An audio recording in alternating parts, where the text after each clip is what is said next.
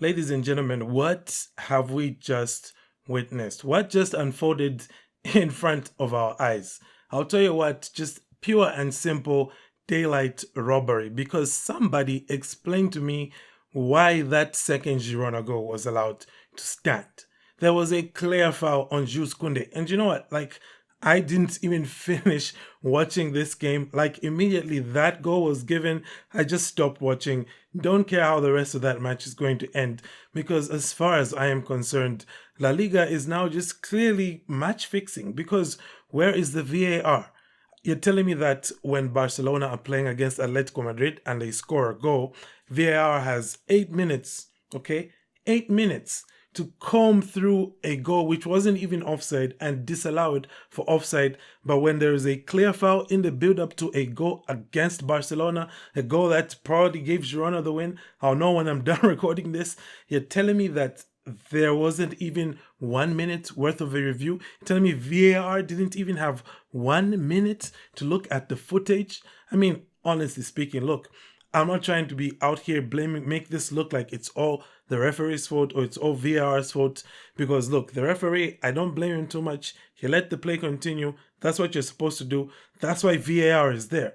And on top of all of that, Barcelona should have been like 3-0 up at halftime, because there was so much wasted finishing, like wasteful finishing, wasted chances in the first half.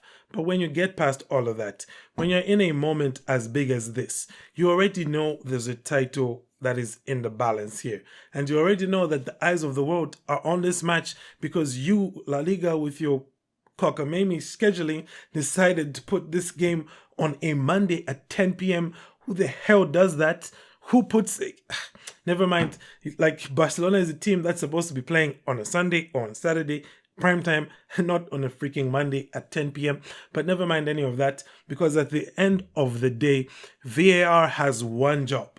And we've seen how the past week it's been so much talk about all of the injustices that VAR has had in Barcelona matches against Barcelona. And we see it unfold once again. And you're telling me that they had the goal to not even look over that goal? Are you serious? Are you serious? I don't even know what's going on anymore. I don't even know if we can consider this as being a fair title race anymore, because look, we already see Real Madrid getting penalties for just about anything. All right, we saw it at the weekend once again. They got 2 penalties for just, their players flopping to the ground.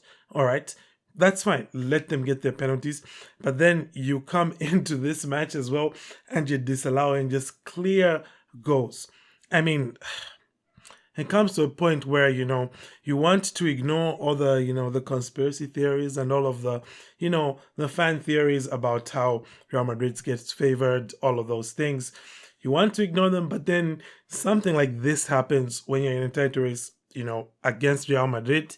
And you can't just, you can only sit back and think like, wow, this is really happening.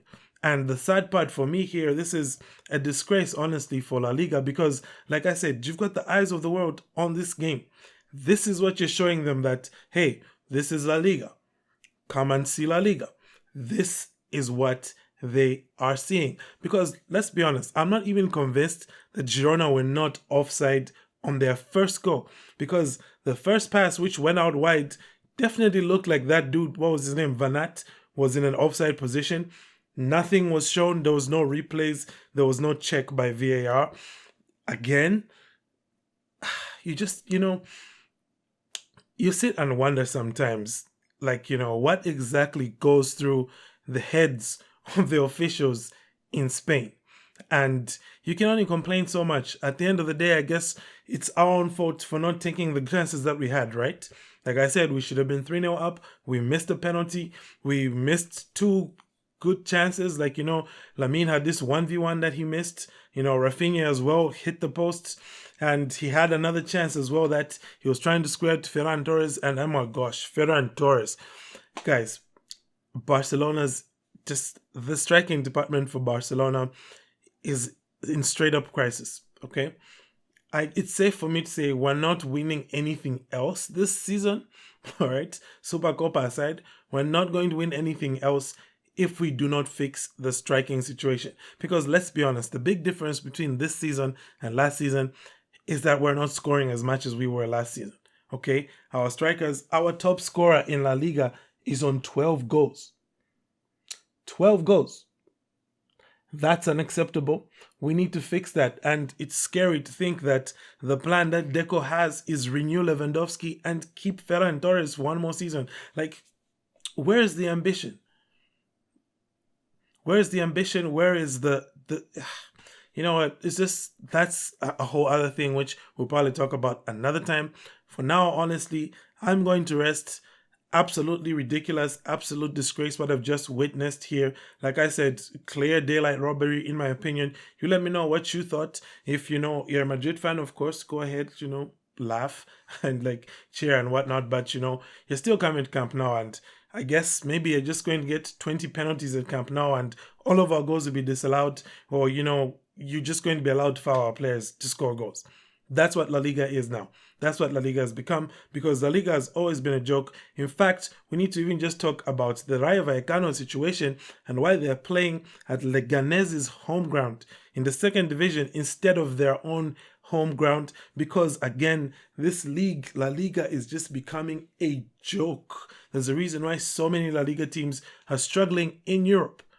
La Liga is becoming a joke. So anyhow, that's that from me. Have a good day. Thank you for tuning in, and Força Barça.